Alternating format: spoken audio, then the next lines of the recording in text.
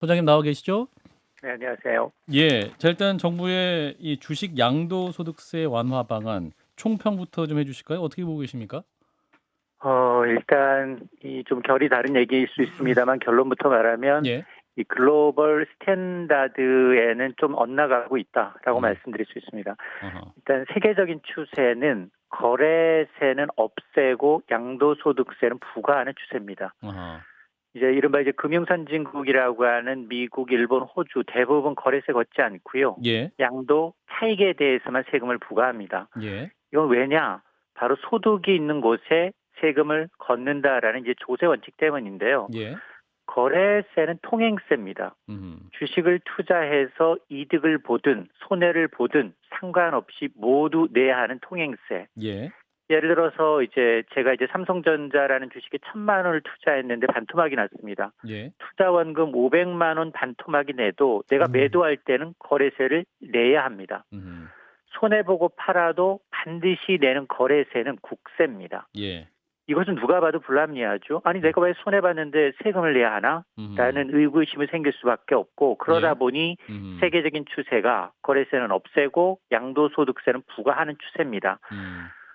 대표적으로 미국은 거래세 없이 자본 이득에 대해만 과세하는 대표 국가고요. 예. 일본도 비슷합니다. 일본은 우여곡절이 좀 거쳤어요. 일본은 지난 1947년에 양도 차익을 과세하다가 1953년에 증권거래소를 채택했지만 예. 재차 1989년부터 양도소득세를 재도입을 해서 지금 동시에 부과하다가 증권거래소로 단일화하면서 1999년 이후에는 거래세를 아예 폐지했습니다. 예. 그런 의미에서 이게 주식 양도세 완화라는 건 글로벌 어떤 스탠다드는 다소 역행하고 있다. 우리나라는 지금 주식 양도세도 물고 거래세 두 가지를 다 물고 있는 셈입니다. 예. 근데 이제 정부는 시장의 불확실성 해소를 위해서 대통령실이 의지를 갖고 있다라고 말하던데, 그러면 이 시장의 불확실성이 글로벌 스탠다드적 측면을 봤을 때 우리 시장에만 있는 겁니까? 그렇지는 않지 않을까? 맞습니다. 이게 예. 지금 대부분의 나라가 다 비슷한 상황이고요. 예. 지금 주식 양도세 폐지는 사실 윤 대통령의 공약사항이기도 하죠. 예.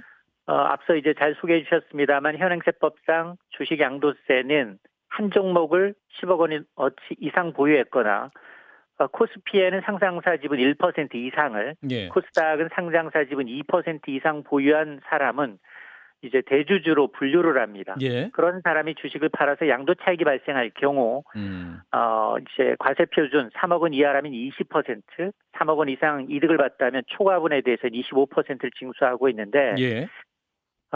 사실 이를 내세운 물론 윤 대통령이 이를 전면 폐지하겠다라고 약속한 바가 있지만 예. 그 내세운 이유가 시장의 불확실성을 해소하기 차원이다라는 건데요. 이 주식 양도세 부과 대상인 대주주 여부를 결정하는 시점이 바로 연말입니다. 예. 때문에 투자 금액이 많은 이 슈퍼개미들 10억 원 이상 많이 갖고 있다라고 하면 대주주가 되는 것을 피하기 위해서 연말에 주식을 내던지는 경향이 있습니다. 실제로. 과세 회피를 위해서. 그렇습니다. 예. 자, 그러다 보니까 결과적으로 이런 세금 회피성 매물이 출회가 되면서 주식이 떨어지다 보니까 예. 그 피해는 고스란히 대다수 선량한 개인 투자자들한테 돌아간다라는 설명인 것 같습니다. 예. 그래서 대주주 현행 요건을 한 주당 10억 원 이상 보유가 아니라 50억 원 이상으로 상향 조정하게 되면 예. 대주주발 매물 폭탄으로 흔들렸던 증시 안정에 좀 기여할 것이다라는 게 대통령실 그리고 정부 여당의 설명인 것입니다. 예. 이 소장님, 일반인들이 양도소득세를 낼 때하고 대주주로 분류됐을 때 내는 그 양도소득세하고의 세율 차이라든가 이런 것들이 크게 납니까? 그렇지 않습니다. 대주주나 일반 주주나 상관없이 양도 차익에 3억 원 초과냐, 3억 원 미만이냐에 따라 양도 차익의 20%를 과세하는 것과 세율 초과일 경우에 25%를 부과하는 것 이중으로 돼 있어서 예. 이거는 대주주가 개인이든 아니면 정말로 그 경영자든 상관없습니다. 똑같은 세율을 적용합니다. 네, 저는 좀 여쭙고 싶었던 게 정부에서 순기능이라고 이야기하는 이른바 연말에 내던지는 이런 아주 고액의 상장 주식을 많이 보유하고 있는, 지금 기준으로는 10억 원 이상을 보유하고 있는 사람들이 연말에 정말 주식을 내던졌을 때 그게 그렇게 시장에 미치는 파장이 악영향을 미쳤다고 진단할 수 있는 겁니까? 이게 다 조세 그러니까 회피 이제 수단이었던 부분이 있는데요. 통상 이제 12월에 개인 투자자들의 매물이 많이 나오는 건 사실이고요. 예.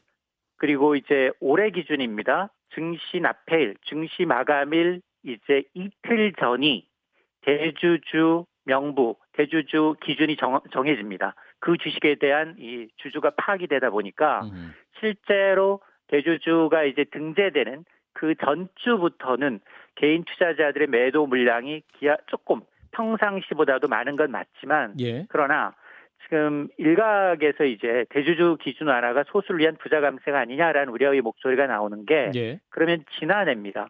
종목당 10억 원 이상을 보유해서 주식 양도세를 신고한 대주주가 얼마가 되느냐? 7,045명입니다. 전체 우리나라 개인 투자자, 주식 투자 인구가 한 1,400만 명인 걸 감안하면 0.05%의 투자자라는 겁니다. 투자자 10,000명 가운데 5명 정도가 이걸 내고 있는데 예. 이들 7천여 명 물론 실제로 이제 일부의 경우에는 연말 앞두고 대규모 매도한 사람 빠졌기 때문에 예. 순수하게 정말로 부자들일 건 맞습니다. 근데 문제는 뭐냐?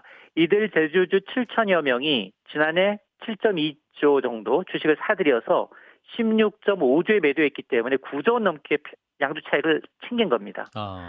이 사람들 스스로 거래세 빼고도 2배 넘게 양도 차익을 챙겼는데 이 주식 양도세 과세 기준이 좀 더 완화가 되면 혜택은 누가 가져가느냐?